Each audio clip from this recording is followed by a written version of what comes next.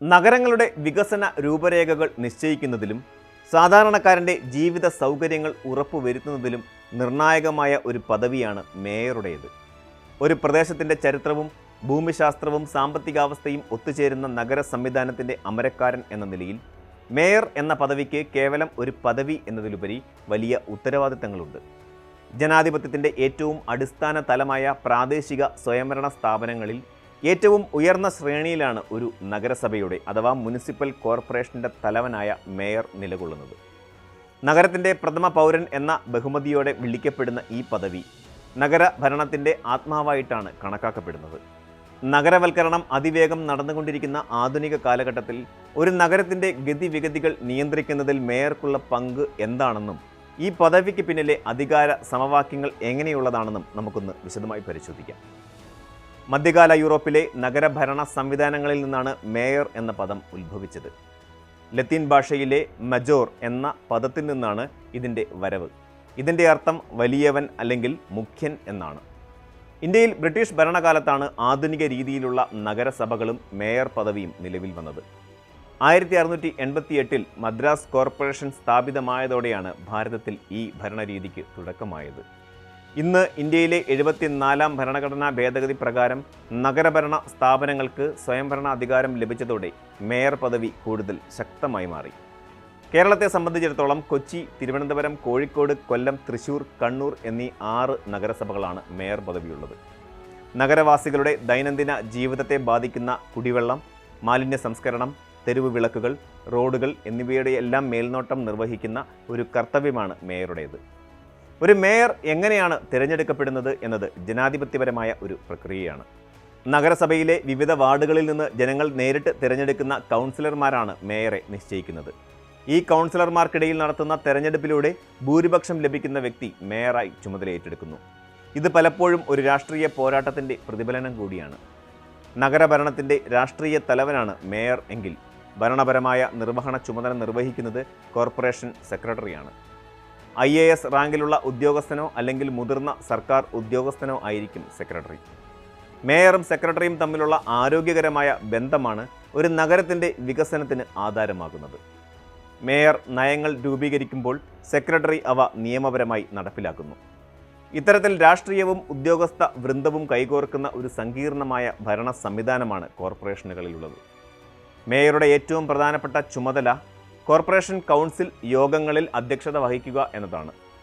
നഗരത്തിൻ്റെ വികസന പദ്ധതികൾ ചർച്ച ചെയ്യപ്പെടുന്നതും ബജറ്റ് പാസ്സാക്കുന്നതും ജനകീയ പ്രശ്നങ്ങൾക്ക് പരിഹാരം കാണുന്നതും കൗൺസിൽ യോഗങ്ങളിലാണ്. കൗൺസിലർമാരുടെ ചോദ്യങ്ങൾക്ക് മറുപടി നൽകാനും ചർച്ചകൾ നിയന്ത്രിക്കാനും മേയർക്ക് സവിശേഷമായ അധികാരമുണ്ട്.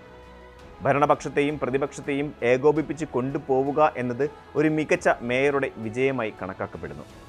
നിയമസഭയിൽ സ്പീക്കർക്കുള്ളതിന് സമാനമായ അധികാരങ്ങളാണ് കൗൺസിൽ ഹാളിൽ മേയർക്കുള്ളത്. ചട്ടവിരുദ്ധമായ കാര്യങ്ങൾ ഒഴിവാക്കാനും സഭയുടെ അന്തസ്സ് കാത്തുസൂക്ഷിക്കാനും മേയർ ബാധ്യസ്ഥനാണ്. തീരുമാനങ്ങൾ എടുക്കുന്നതിൽ കൗൺസിൽ തുല്യ വോട്ടുകൾ വരുന്ന സാഹചര്യത്തിൽ തൻ്റെ കാസ്റ്റിംഗ് വോട്ട് ഉപയോഗിച്ച് വിധി നിർണ്ണയിക്കാനുള്ള അധികാരവും മേയർക്കുണ്ട്. ഒരു കോർപ്പറേഷൻ്റെ വികസന പ്രവർത്തനങ്ങൾ വിവിധ മേഖലകളിലായി തിരിച്ചിട്ടുണ്ട്. ധനകാര്യം, പൊതുമരാമത്ത്, ആരോഗ്യം, വിദ്യാഭ്യാസം, ക്ഷേമം എന്നിങ്ങനെ വ്യത്യസ്ത സ്റ്റാൻഡിംഗ് കമ്മിറ്റികളിലൂടെയാണ് ഭരണം നടക്കുന്നത്. ഈ കമ്മിറ്റികളുടെ പ്രവർത്തനങ്ങൾ ഏകോപിപ്പിക്കുന്നത് മേയറാണ്. ഓരോ മാസവും കമ്മിറ്റികൾ കൈക്കൊള്ളുന്ന തീരുമാനങ്ങൾ പരിശോധിക്കാനും അവ നടപ്പിലാക്കുന്നുണ്ടെന്ന് ഉറപ്പുവരുത്താനും മേയർക്ക് അധികാരമുണ്ട്. ഉദാഹരണത്തിന്, നഗരത്തിൽ ഒരു പകർച്ചവ്യാധി പടർന്നു പിടിക്കുന്ന സാഹചര്യത്തിൽ ആരോഗ്യ സ്റ്റാൻഡിംഗ് കമ്മിറ്റിയുമായി ചേർന്ന് അടിയന്തര നടപടികൾ സ്വീകരിക്കാൻ മേയർ മുന്നിട്ടിറങ്ങുന്നു. നഗരസഭയുടെ ബജറ്റ് തയ്യാറാക്കുന്നതിലും വിഭവ സമാഹരണത്തിലും മേയറുടെ രാഷ്ട്രീയ ദീർഘവീക്ഷണം പ്രതിഫലിക്കും. ഏത് പ്രദേശത്തിന് മുൻഗണന നൽകണം, ഏത് വികസന പദ്ധതികൾക്ക് ഫണ്ട് അനുവദിക്കണം എന്നതിലൊക്കെ മേയറുടെ ഇടപെടലുകൾ നിർണായകമാണ്. സാധാരണ സമയങ്ങളിലെ പ്രവർത്തനങ്ങൾക്ക് പുറമെ അസാധാരണമായ സാഹചര്യങ്ങളിൽ മേയർക്ക് സവിശേഷമായ അധികാരങ്ങൾ നൽകപ്പെട്ടിട്ടുണ്ട്. കേരള മുനിസിപ്പാലിറ്റി ആക്ട് പ്രകാരം പ്രകൃതി ദുരന്തങ്ങളോ മറ്റ് അടിയന്തര സാഹചര്യങ്ങളോ ഉണ്ടാകുമ്പോൾ കൗൺസിലിൻ്റെ മുൻകൂർ അനുമതിയില്ലാതെ തന്നെ ആവശ്യമായ നടപടികൾ സ്വീകരിക്കാൻ മേയർക്ക് അനുവാദമുണ്ട്. ജനങ്ങളുടെ ജീവനോ സ്വത്തോ സംരക്ഷിക്കാൻ അടിയന്തരമായി പണം ചെലവഴിക്കാനും പ്രത്യേക പദ്ധതികൾ നടപ്പിലാക്കാനും മേയർക്ക് സാധിക്കും.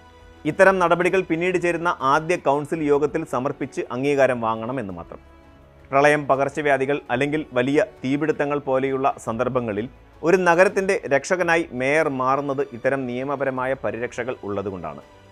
ഇത് ഭരണപരമായ തടസ്സങ്ങൾ ഒഴിവാക്കി വേഗത്തിൽ തീരുമാനങ്ങൾ എടുക്കാൻ സഹായിക്കുന്നു.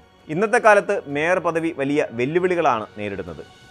വർദ്ധിച്ചുവരുന്ന ജനസംഖ്യ, പരിമിതമായ സ്ഥലം, മാലിന്യ സംസ്കരണത്തിലെ പ്രതിസന്ധികൾ, ഗതാഗത കുരുക്ക് എന്നിവയൊക്കെ ഓരോ നഗരത്തെയും വീർപ്പുമുട്ടിക്കുന്നു. ഇത്തരം സങ്കീർണമായ പ്രശ്നങ്ങൾക്ക് സാങ്കേതിക വിദ്യയുടെ സഹായത്തോടെ പരിഹാരം കാണുക എന്നത് മേയറുടെ വലിയ ഉത്തരവാദിത്തമാണ്. സ്മാർട്ട് സിറ്റി പദ്ധതികൾ ഏകോപിപ്പിക്കുക, ഡിജിറ്റൽ സേവനങ്ങൾ ജനങ്ങളിലേക്ക് എത്തിക്കുക തുടങ്ങിയ പുതിയ ദൗത്യങ്ങളും മേയർക്ക് ഏറ്റെടുക്കേണ്ടി വരുന്നു. പലപ്പോഴും രാഷ്ട്രീയമായ വടംവലികൾ വികസനത്തെ ബാധിക്കുമ്പോൾ നിഷ്പക്ഷമായി നിന്ന് നഗര നന്മയ്ക്കായി തീരുമാനങ്ങൾ എടുക്കുക എന്നത് വലിയ പരീക്ഷണമാണ്. ഗ്രാമങ്ങളെ അപേക്ഷിച്ച് നഗരവാസികൾ ഭരണത്തിൽ കൂടുതൽ പങ്കാളിത്തവും സുതാര്യതയും ആഗ്രഹിക്കുന്നവരാണ്. അതിനാൽ തന്നെ സോഷ്യൽ ഓഡിറ്റിങ്ങിന് വിധേയമായ ഒരു പ്രവർത്തന ശൈലി ഇന്ന് അനിവാര്യമാണ്. ചുരുക്കത്തിൽ ഒരു നഗരസഭയുടെ ആണിക്കല്ലാണ് മേയർ. കേവലം ഒരു അലങ്കാര പദവിയല്ല, മറിച്ച് കഠിനാധ്വാനവും കൃത്യമായ ആസൂത്രണവും വേണ്ടുന്ന ഒരു സ്ഥാനമാണിത്. നഗരത്തിലെ ഓരോ വീഥിയും അഴുക്കുചാലും മുതൽ വലിയ കെട്ടിട സമുച്ചയങ്ങൾ വരെ മേയറുടെ മേൽനോട്ടത്തിലാണ് വരുന്നത്. ജനങ്ങളുടെ പ്രതിനിധിയായി ഇരിക്കെ തന്നെ ഭരണയന്ത്രത്തിൻ്റെ ഭാഗമായി നിന്ന് പ്രവർത്തിക്കേണ്ടി വരുന്ന ഇരട്ട വ്യക്തിത്വമാണ് മേയറുടേത്. ഒരു മികച്ച മേയർക്ക് ആ നഗരത്തിൻ്റെ മുഖച്ഛായ തന്നെ മാറ്റി എഴുതാൻ സാധിക്കും. ജനങ്ങളിലേക്ക് നേരിട്ടിറങ്ങിച്ചെന്ന് അവരുടെ പരാതികൾ കേൾക്കാനും ഉദ്യോഗസ്ഥരെ ചലിപ്പിക്കാനും സാധിക്കുന്ന ഒരു ഭരണാധികാരിയാണ് ഓരോ നഗരവും ആഗ്രഹിക്കുന്നത്. അധികാരത്തിൻ്റെ ചെങ്കോലും കിരീടവും എന്നതിലുപരി സേവനത്തിൻ്റെ ഒരു പുതിയ സംസ്കാരം വളർത്തി എടുക്കുന്നതിലാണ് മേയർ പദവിയുടെ യഥാർത്ഥ വിജയം കുടികൊള്ളുന്നത്.